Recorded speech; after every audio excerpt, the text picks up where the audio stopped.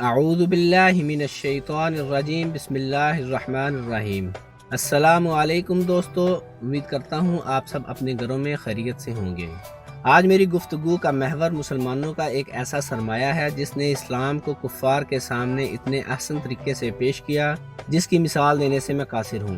کفار کے بڑے سے بڑے مبلغ ان کے سامنے لاجواب ہو جاتے ہیں، چاہے وہ اسکالر ہندو پنڈت ہوں، عیسائیوں کے پادری ہوں، یہودیوں کے پیشوا ہوں، ایتھیسٹ ہوں، سائنٹسٹ ہوں، دنیا کے کسی بھی مذہب سے ان کا تعلق ہو، ان کے سامنے ٹھہرنے سے قاصر ہیں۔ جی ہاں ناظرین، ان کا نام ڈاکٹر ذاکر نائک ہے۔ وہ 18 اکتوبر 1965 کو انڈیا کے شہر ممبئی کے ایک گاؤں مہاراشٹرا میں پیدا ہوئے۔ وہ پیشے کے اعتبار سے ڈاکٹر تھے۔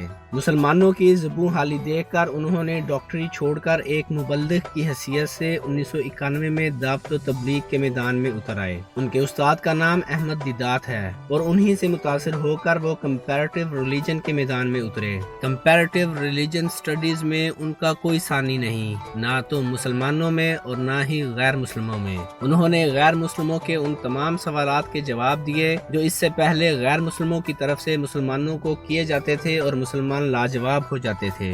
وہ سوالات ہندو مذہب سے ہوں، عیسائیت سے ہوں، ایتھیس سے ہوں، سائنٹسٹ سے ہوں یا دنیا کے کسی بھی مذہب سے ہوں، آج تک کوئی بھی سوال ان کو لاجواب نہ کر سکا۔ اس میدان میں انہوں نے کامیابیوں کی بلندیوں کو چھوا اور ہزاروں غیر مسلم ان کے ہاتھوں بیعت ہو کر مسلمان ہو گئے۔ اس دعوت و تبلیغ کے کام میں انہیں بہت سی مشکلات کا سامنا کرنا پڑا، جس میں مسلمان ہی ان کے مد مقابل آ گئے اور نام نہاد مولویوں نے ان پر کفر کے فتوے لگانے شروع کر دیے۔ جب کوئی بھی مذہب ڈاکٹر ذاکر نائک کو علم کے میدان میں نہ ہرا سکا تو انہوں نے وہی چالیں چلنا شروع کر دیں جو آپ صلی اللہ علیہ وآلہ وسلم کے دور میں کفار اور مشرکین چلتے تھے۔ مودی سرکار نے جعلی اور من گھڑت الزامات لگانے شروع کر دیے اور ان پر ٹیررزم کا الزام بھی لگایا گیا۔ مودی سرکار نے خفیہ طور پر ان کو قتل کروانے کا منصوبہ بھی بنایا، مگر اللہ نے ان کفار کی سازش کو ناکام کیا اور اللہ نے غیب سے ڈاکٹر ذاکر نائک کی مدد فرمائی۔ اس کے بعد مودی سرکار نے ان کی انڈین نیشنلٹی بھی ختم کر دی۔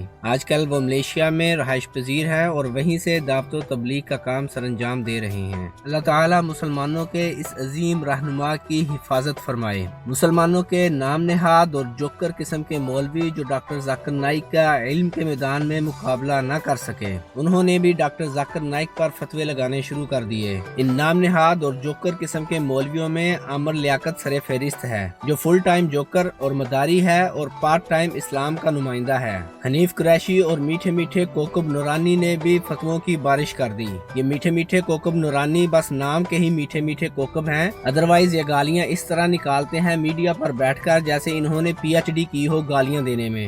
دین کی تجدید کرنے والے ڈاکٹر ذاکر نائک کو بدنام کرنے کے لیے ان نام نہاد مولویوں نے بھرپور مگر ناکام کوشش کی۔ بھلا جسے اللہ عزت دے اسے کون رسوا کر سکتا ہے۔ ڈاکٹر ذاکر نائک کے فالوورز کی تعداد اربوں میں ہے، جن میں ہر مذہب کے لوگ شامل ہیں، اور بے شک یہ عزت اللہ تعالیٰ کی طرف سے ڈاکٹر ذاکر نائک کو عطا کی گئی ہے۔ اللہ تعالیٰ ان کے جان، مال اور عزت کی حفاظت فرمائے، آمین ثم آمین۔ اگر آپ کو ہماری یہ ویڈیو پسند آئی اسے لائک کریں، ہمارے چینل کو سبسکرائب کریں، اپنے دوستوں اور فیملی کے ساتھ زیادہ سے زیادہ شیئر کریں۔ انشاءاللہ بہت جلد ملاقات ہوگی اگلی ویڈیو میں۔ اللہ نگہبان۔